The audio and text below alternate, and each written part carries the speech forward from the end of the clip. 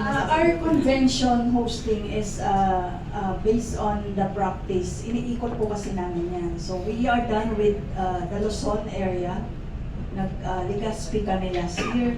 So for this year, we have chosen Iloilo, aside from being the center in the Western Visayas region, is our regional chapter president would like to highlight the practices in Iloilo, as well as for it being the city of love and gastronomic city.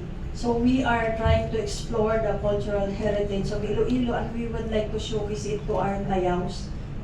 That's what we call our fellow agricultural engineers, bayaws.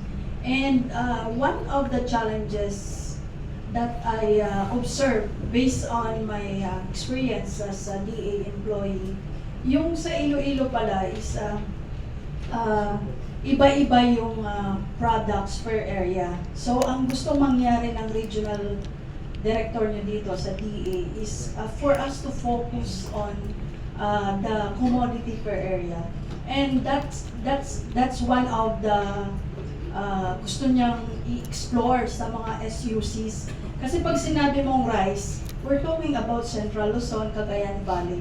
But for Iloilo, you have different diverse commodities. So yun ang gusto niyang i-implement in the academe for those offering agricultural and biosystems engineering curricula, na i-highlight naman yung commodity per area, not just puro when we talk of rice, aside from being the staple food, meron tayong mga multiple commodities in certain areas in Iloilo.